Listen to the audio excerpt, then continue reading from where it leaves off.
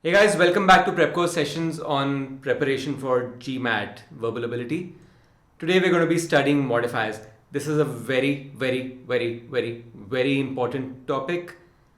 We're going to be going through the theory and a lot of examples. Do a lot of examples for modifiers because this is pretty much the most common way they're going to use to confuse you by elongating sentences.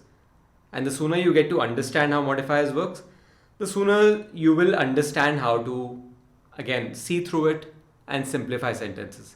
Let's go.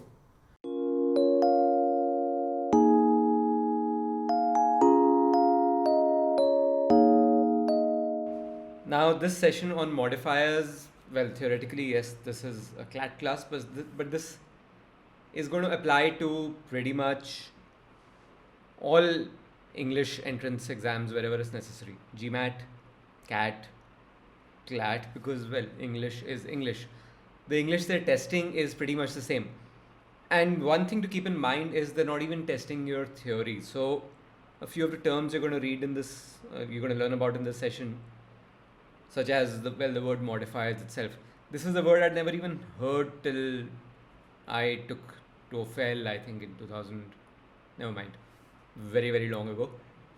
So this is a term they're never going to ask you. Nobody's ever going to ask you what is a modifier, what is a dangling modifier, what is a misplaced modifier. So keep in mind as you're going through the session that you are not being tested on the theory of this. However, these are very useful concepts to know for the CLAT exam obviously, but even for other entrance exams that you might take later in your post-graduation, and generally to have much better English reading and writing and to improve your comprehension. This is an important session also because modifiers are one area where they can really confuse you by making the sentence longer and longer. They can keep adding phrases to make the sentence longer, to complicate it. It's your job to actually understand what modifiers can be eliminated to get to the core of the sentence. So this session, more than anything else, is going to teach you how to simplify and break down sentences into their bare minimum. So let's start.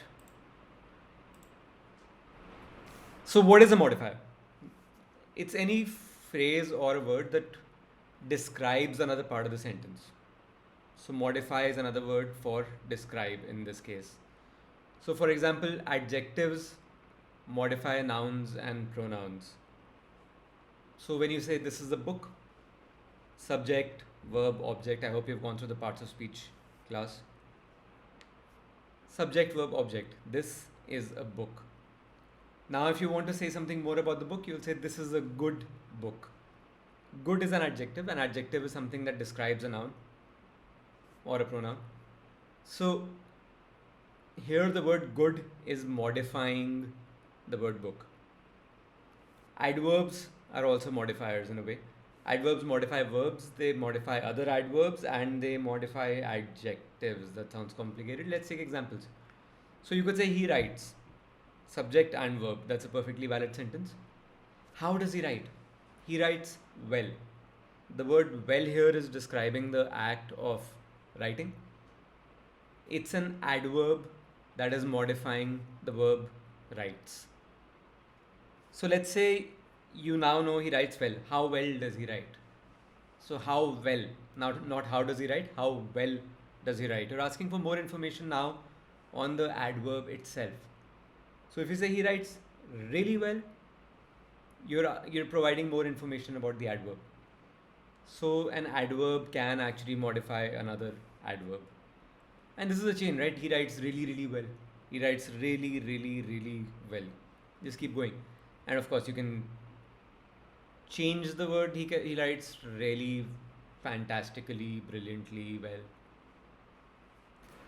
Now let's take the last example here. This is a really good book. So you've said this is the good book. How good? So again, now how good is you're trying to add more information about how good it is, about the adjective here. So when you say this is a really good book, you're essentially adding more information about the adjective. You're modifying the adjective here. Therefore, adverbs can modify adjectives. And again, the same thing applies. This is a really good book. This is a really fantastically well written book. So that's the crux of what adjectives and adverbs are. Now, why do modifiers get tricky? Because modifiers, and in the context we're talking about, modifiers are phrases. And phrases is where the sentences get longer and longer and longer. So, you could say the book had been recommended by him. It's a valid sentence, but immediately you're going to jump up and ask, the book? What book? Right. So, then you say the book that I read last had been recommended by him. So, that I read last is actually adding more information about the book. It's acting like an adjective, but it's a phrase. This is the table, valid sentence. Sounds incomplete. You're immediately going to jump up and ask, what table? This is the table. What table are you talking about?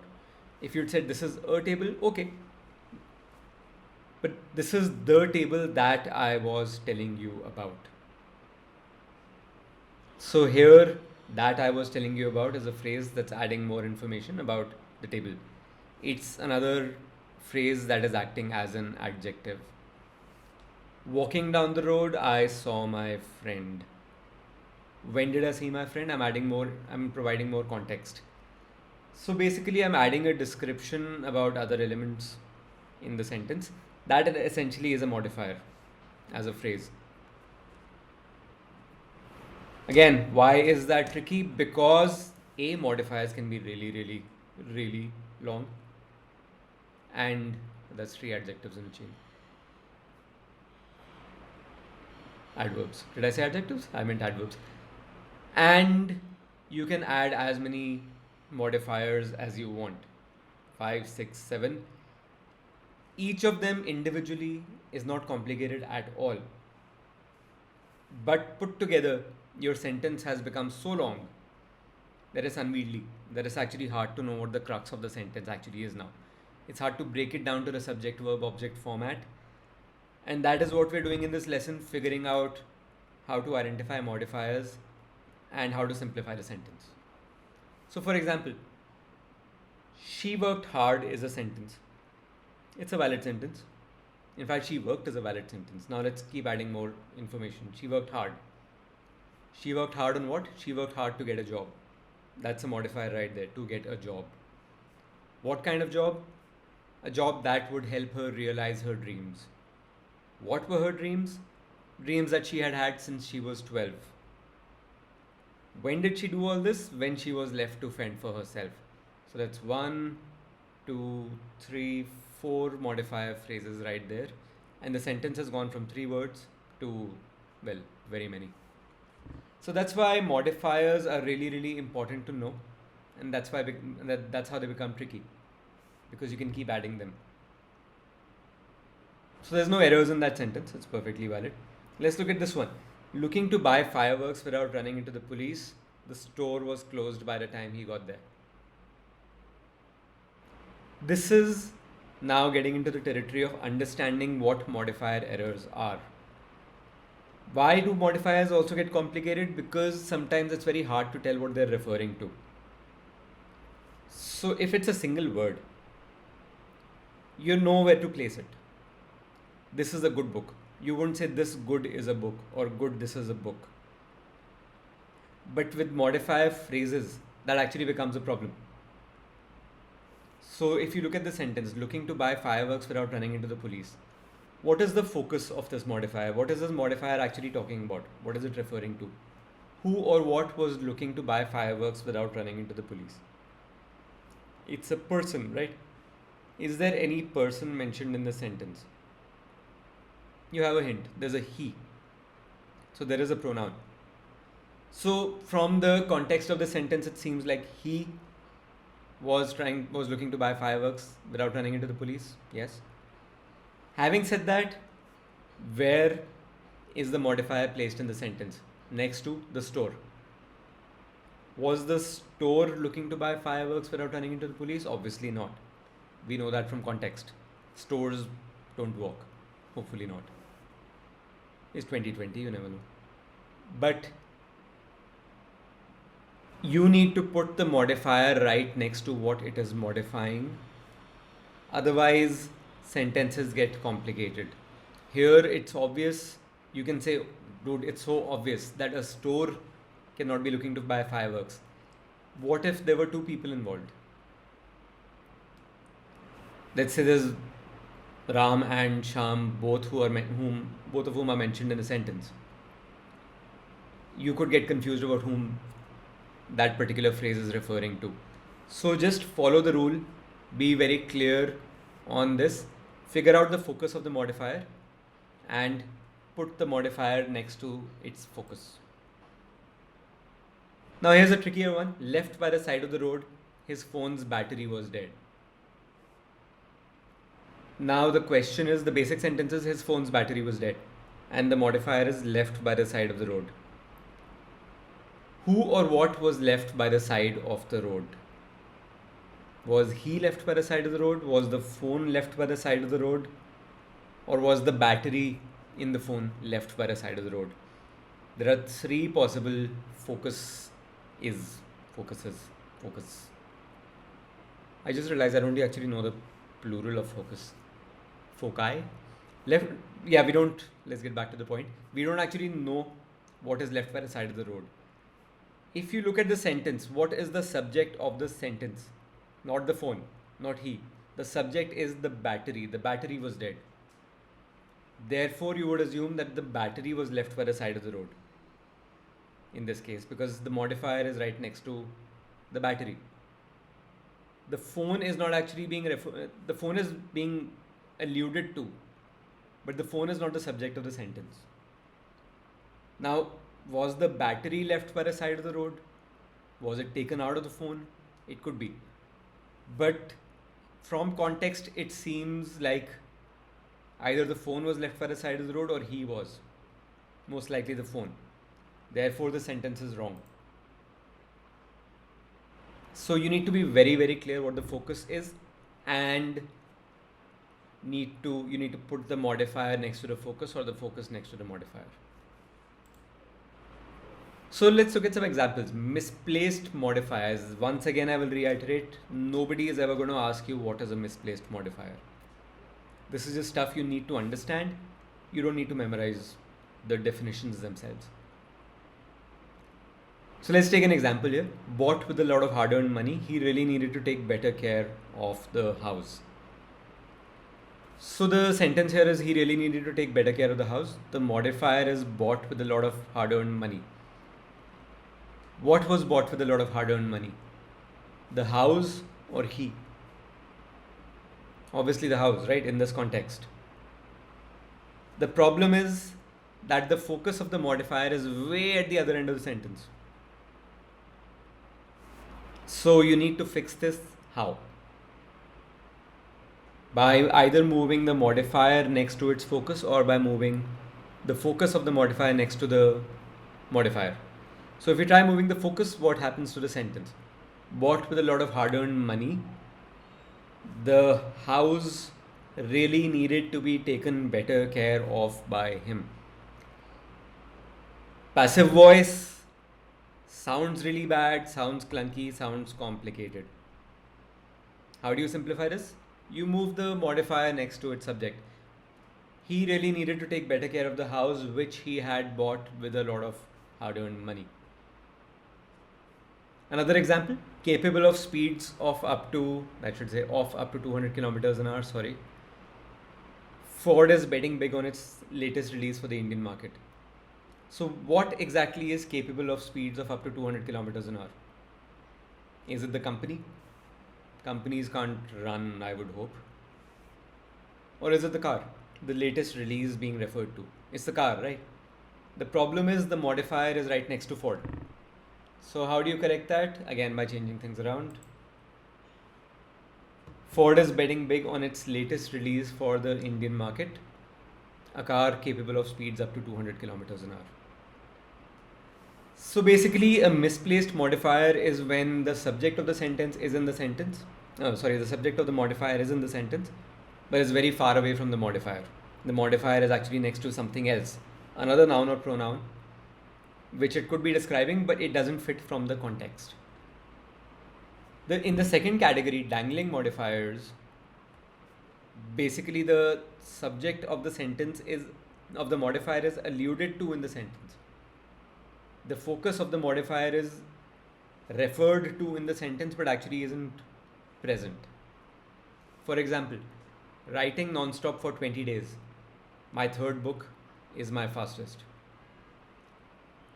The subject of the sentence is what? Is it me or is it my book? It's the book.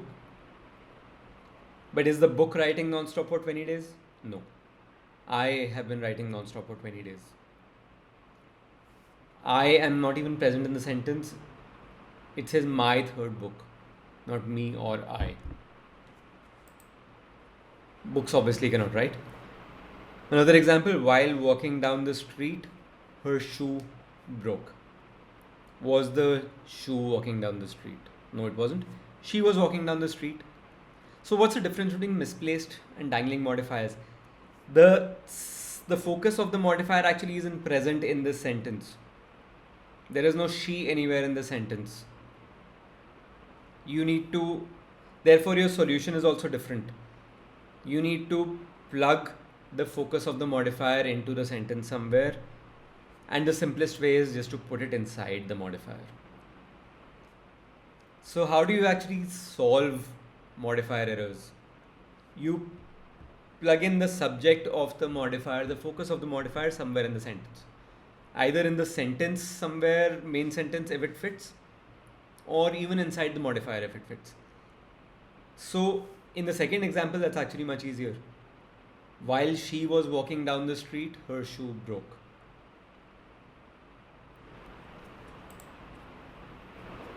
In the first case, again, you've put the focus of the modifier inside the modifier, and you've actually moved the modifier around. So my third book, which I finished by writing non-stop for 20 days, is my fastest. The sentence is now much longer, but it doesn't make sense any other way. And the second one, her shoe broke while she was walking down the street, or while she was walking down the street, her shoe broke. It's the same thing. There's another kind, and this basically is where till now you could have thought that, look, context makes it so obvious what you're actually referring to. Now, context doesn't help, because your modifier could have one of two subjects and they both could be right. There is no way by looking at the sentence to tell what the modifier is referring to. The purpose of a sentence is to communicate an idea, a thought. This one completely fails it. This is just really, really poor English. He told me when he visited Delhi, we would go to India Gate. So now what exactly is happening here? What is happening when he visited Delhi? Did he tell me when he visited Delhi that we would go to India Gate at some point in the future? Or did he tell me at some point that we would go to India Gate when we visited Delhi? So the modifier here is when we visited Delhi. It's talking about a time frame. It's giving more information about a particular point of time. Is that point of time talking about when he told me something?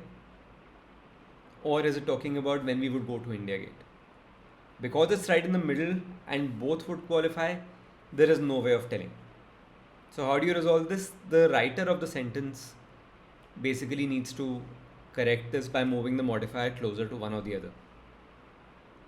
You possibly can't correct this without knowing the writer's intent. So if you get this kind of a problem in sentence correction, only one of the right answers will have an option which actually works. The others will make other mistakes. You can't have one right answer which says, when he visited Delhi, he told me that we would go to India Gate, and another option saying he told me that we would go to India Gate when he visited Delhi. Both of those are perfectly valid corrections for this. And without knowing the context, you actually can't pick one. Therefore, if you get this kind of a problem in sentence correction, they have to give you only one of these options as a potential correct answer. The reporter who covered the war recently won a Pulitzer. So the modifier here that we're talking about is who covered the war. Well, no, sorry. The modifier here that's actually confusing is recently. What happened recently? Did the reporter who covered the war recently win a Pulitzer, which is a journalism prize? So did the prize happen recently, or was it a recent war?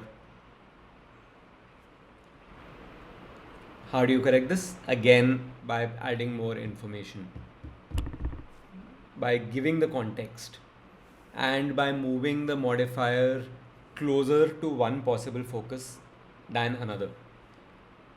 So, for example, this is one solution. The reporter who covered the war won a Pulitzer recently. Or you could say the reporter who covered the recent war won a Pulitzer. You're actually moving the modifier closer to what the actual focus should be. Otherwise, if you leave it in the middle, there is no way for the reader to determine what you're talking about. So that's squinting. That's the three kinds of modifiers basically. What are the rules you need to follow? Very simply, place the modifier next to the subject of the modifier. If it's a single word, you wouldn't say intense, this is a novel, or good, this is a book. So why are you doing it if it's a phrase? Just don't. Just follow the same rule. So another example, enraged at the loss of its habitat, the poacher was attacked by the bear. Who or what is enraged at the loss of its habitat? It should answer that question. You wouldn't be referring to a poacher as an it, you would be referring to a bear as an it. So therefore, what do you do here? Simply move the modifier to the other side. The poacher was attacked by the bear, which was enraged at the loss of its habitat. Or because this sentence is in passive voice, convert it to active voice, simplified, and you can actually then leave the modifier where it is. The bear attacked the poacher, enraged at the loss of its habitat, the bear attacked the poacher. Shorter, simpler, sweeter, and correct. Keep in mind that a sentence with a bunch of modifiers might not even have a modifier error. They might all be correct. They could just be there to confuse you. And the error might be in some other aspect of the sentence. So what do? You mentally remove all the modifiers. Just see, is there an error in this modifier? No. Chop it off for a second. Leave it aside. Next one. Error? No. Leave it aside. Till you get to the basic subject, verb, object form of the sentence. This sounds like a really, really slow process, but A, you don't have a choice. You have to do this with complicated sentences. Otherwise, you're going to get them wrong. And this is not just a sentence correction problem. You will get this issue in reading comprehension. If they give you a tricky philosophy passage, let's say, of all my students till late, 90% of them used to just hate philosophy passages. Philosophy or classic literature. Why? Because they're discussing, A, there are long words involved, existentialism, moral objectivism. Even more than that, there are long sentences, complex sentences. Either because the author is trying to sound very fancy, or he just hasn't bothered to simplify it, or because the author, ancient philosophers, maybe they used to think that they're communicating to a high level audience who would fancy really, really long, boring, convoluted sentences. In any case, the purpose of communication is to communicate. The purpose of communication is to get the idea across as simply as possible. So when you're writing, please write in simple, short sentences. Your aim is to get the idea across. Your aim is not to sound fancy. So let's take a rather complicated example now. Read this for a couple of minutes while I will just stare at the camera.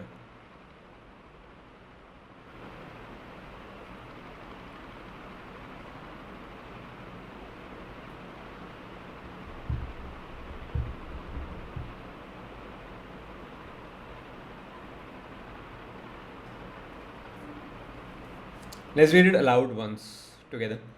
In a rapidly warming world, the disappearance of conditions favoring the continued existence of large icebergs, once thought to be unbreakable monoliths, forming an inalienable part of the Arctic ecosystem, seems gone for good. That's a long one. How do you simplify this? Have you noticed that it's full of modifiers?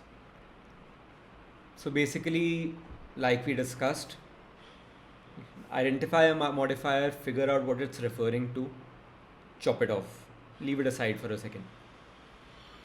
So, in a rapidly warming world, what is it referring to? Disappearance. So, it's right next to its subject. So, therefore, leave it aside. Let's move on. The disappearance of conditions favoring the continued existence of large icebergs. Find a modifier here? Yes.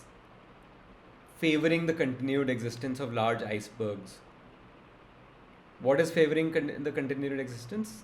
These conditions or the disappearance, whatever. If it's conditions, then the modifier is right next to its subject. Leave it aside for a second.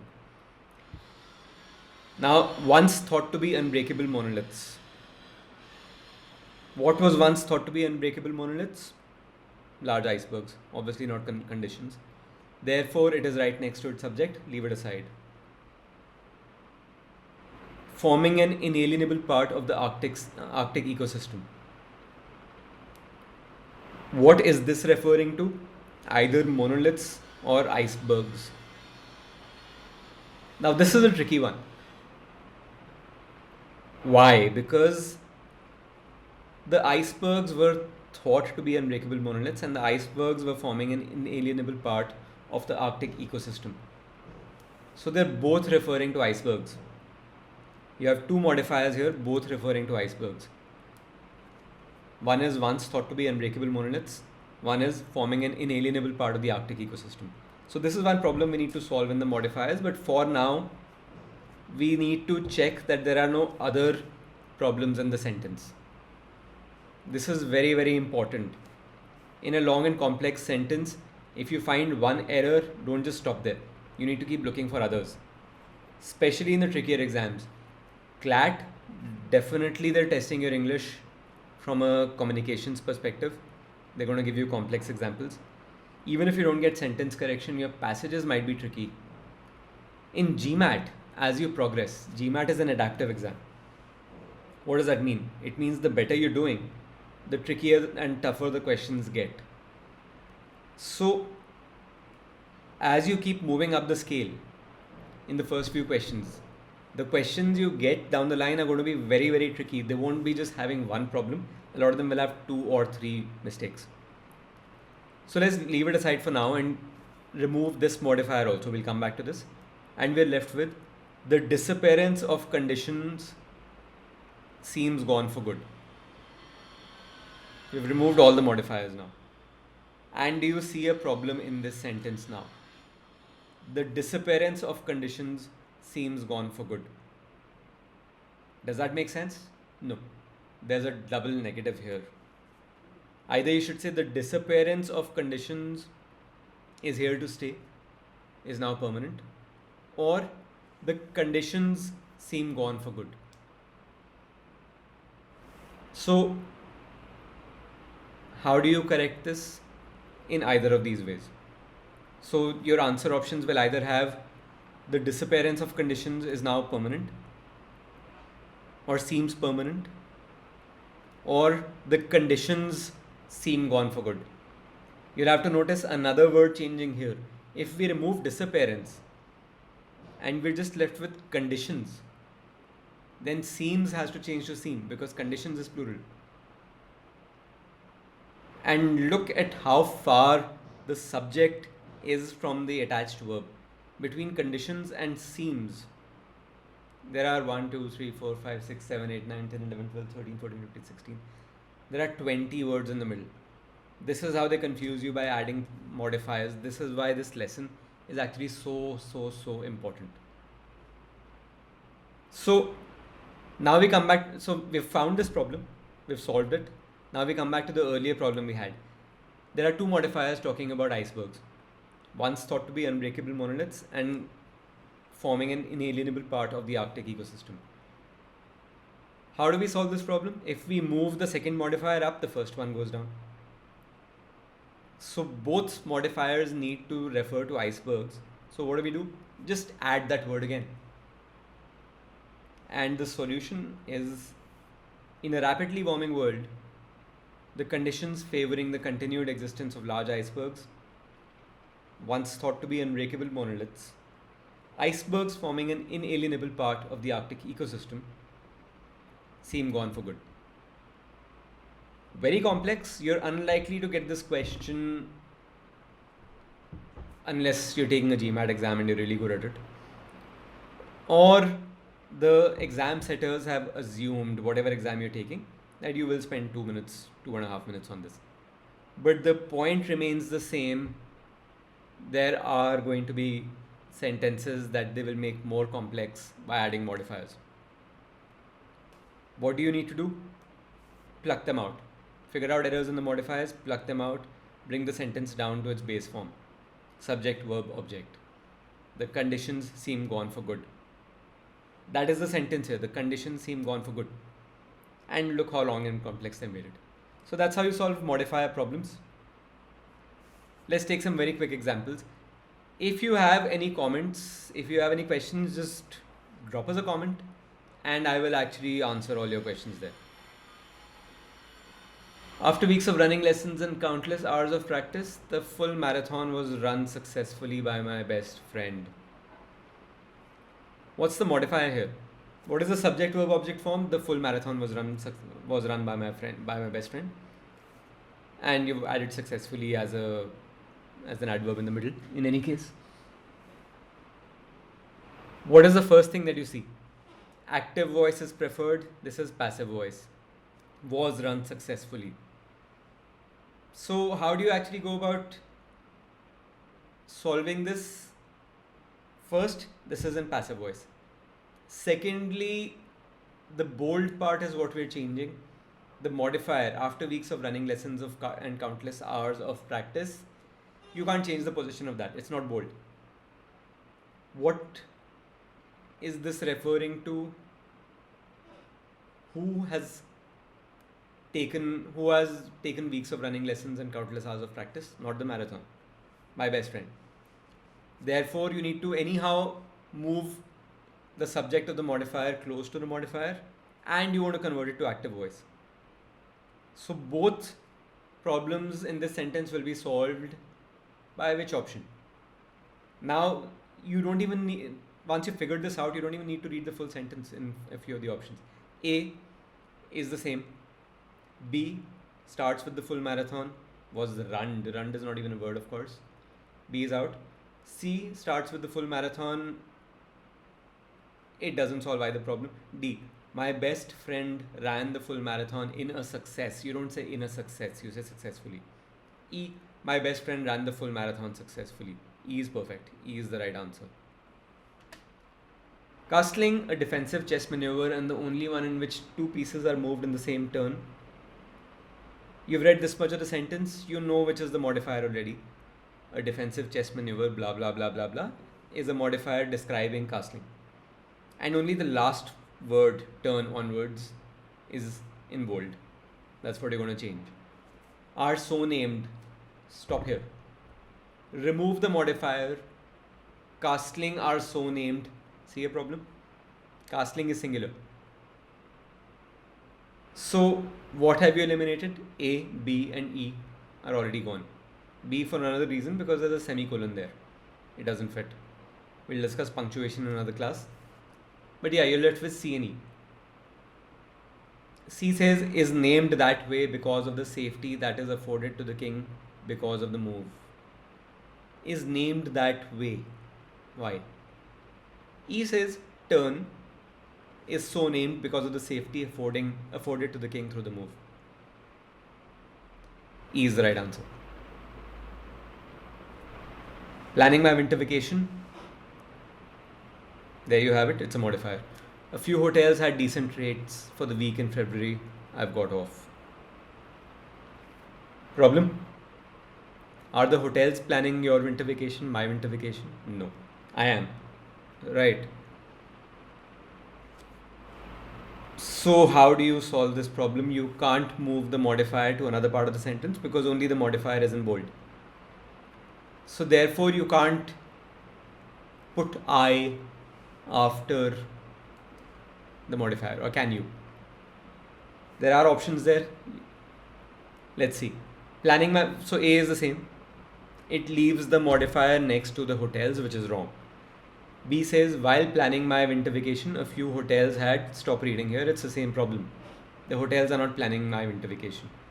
Since I am planning my winter vacation, I found since. Did I find that the hotels had decent rates because I'm planning my vacation? No. C is wrong. Since doesn't fit here.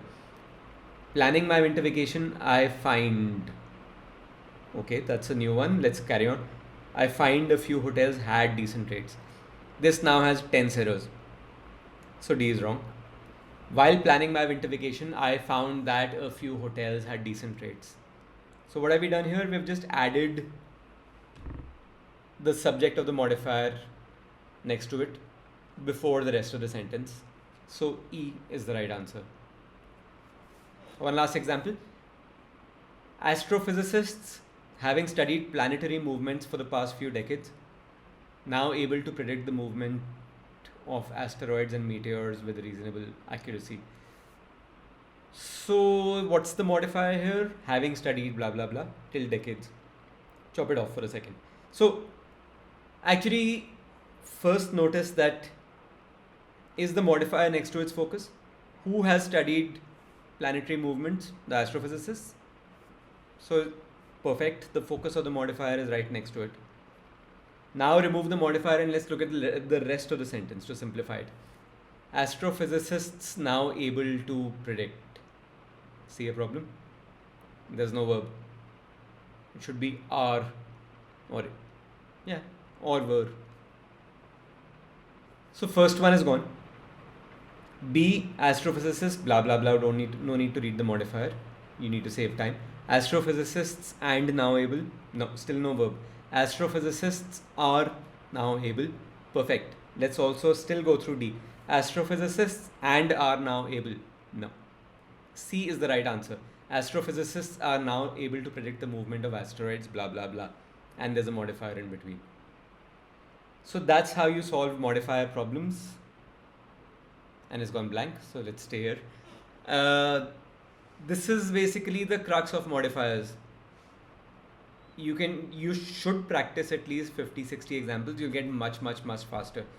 This is one of the most important lessons in grammar, in English grammar, in your verbal ability, for any test prep you're doing, whether it's CLAT, whether it's BBS, whether it's GMAT, whether it's CAT. This is very important because this is how they complicate your life, by adding more and more elements to sentences. And if you're strong at modifiers, you can just keep removing those elements and get to the crux of it. Anyhow, I hope you like this video. We really do need new subscribers. We're a new channel. And leave us comments. I'll be answering your questions. And we're going to leave some links to other chapters in the description. And of course, we have more videos coming up for the law section of CLAT, for the business section of BBS, for the general knowledge sections, for maths. Also, I will never teach maths. You saw me count 20 words in the middle of a sentence and I was nervous about that. But yeah, we have other more qualified teachers doing that, thanks. So yeah, subscribe to the channel and we'll be coming up with a lot more content soon. Hope this helped. Thanks guys. See you soon.